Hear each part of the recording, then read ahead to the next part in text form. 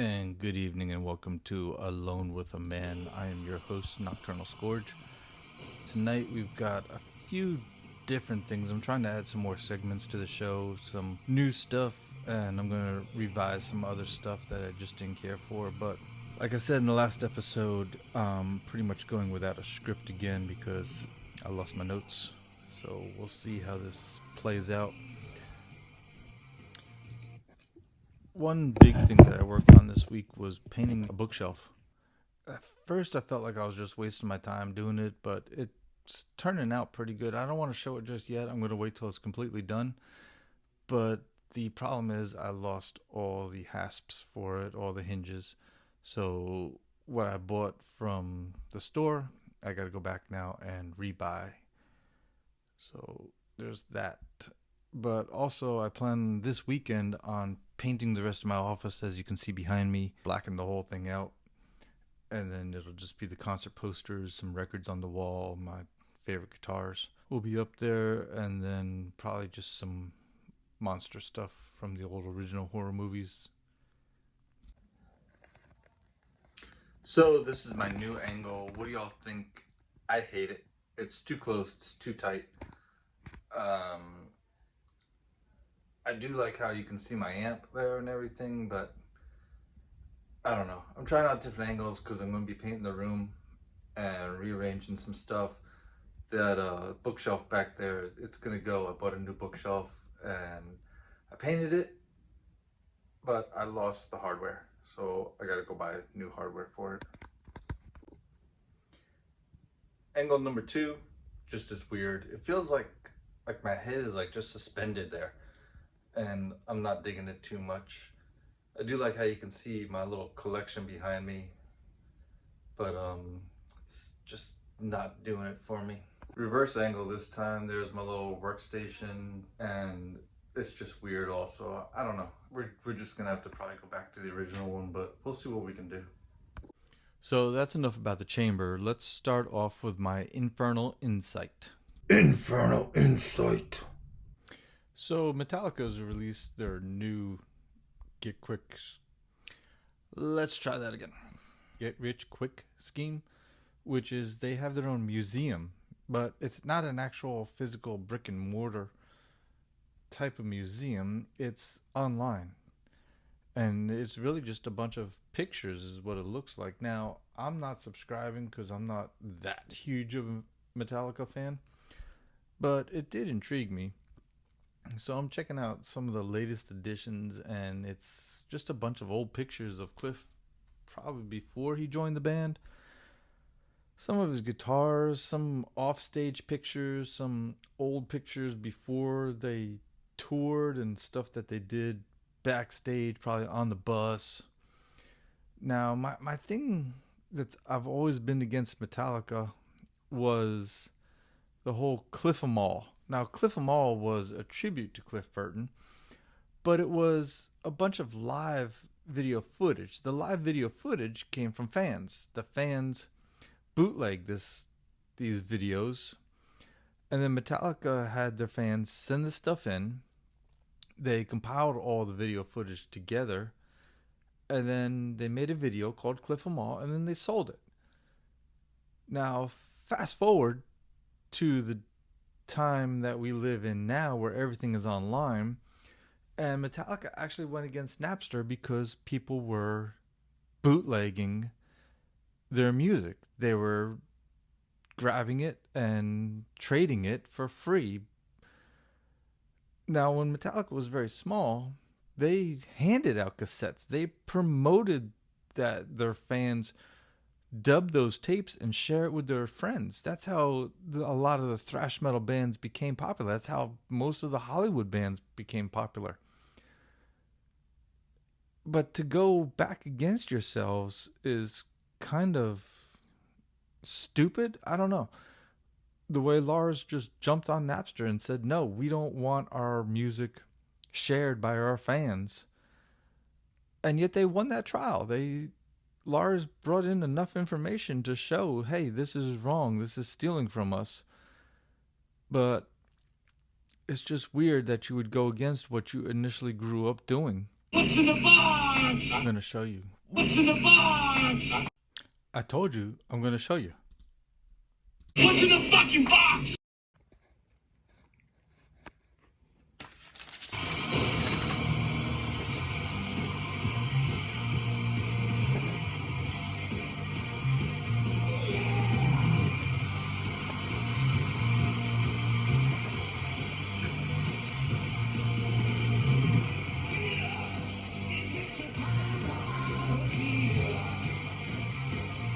So yeah, that's my new Ace Frehley Chipson straight in off the presses. Looks beautiful.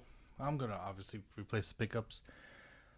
And I was thinking of going retro like how he had it, but then at the same time, I really like Dave Mustaine's Thrash Fackers.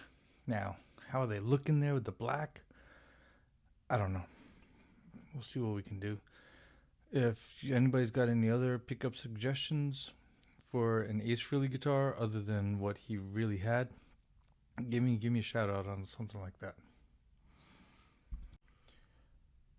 So I need a segment for my sports that I like. I like all the New York teams. For basketball, it's the Knicks. Football, Giants. Baseball, Mets. Hockey, the Rangers, obviously. But for soccer, I kind of stray away a little bit.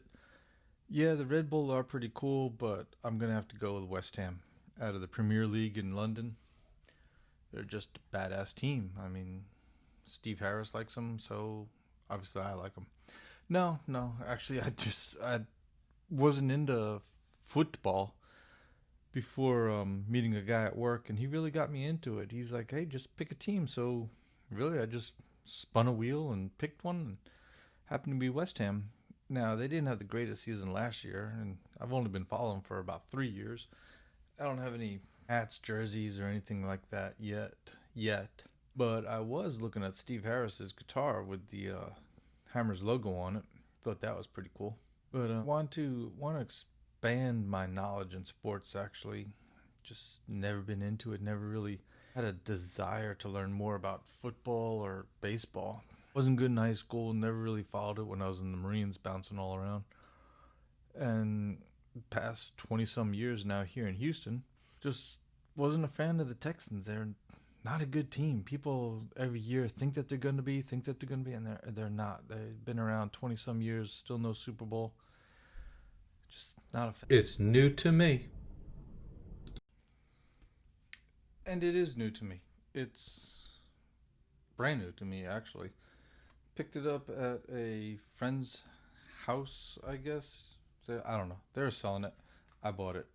But it's a cool album. It's during his extreme drug days, I would say, when the dude would just go on stage and pass out, and that was the show sometimes. But at the same time, though, the dude was a showman. I mean, he's still a showman. Alice Cooper is by far one of the greatest. I would only say maybe next to Guar. The stage presence, the stage show. I mean, he chops his own head off at one point in the stage and then comes back with it. I mean, he stabs women, I think, something on stage. He's got a snake, he's got a spider, he's got Frankenstein, so that's always a cool one for me. The album is okay. Talk's a good song. Clones, it was alright. Pain was actually painful for me to listen to. Leather Boots, I didn't care for. Damage was alright. I think my favorite one is Model Citizen. I mean, the guitars are just amazing on it. What you can hear, I believe there's synthesizers or some kind of keyboard thing going on in there.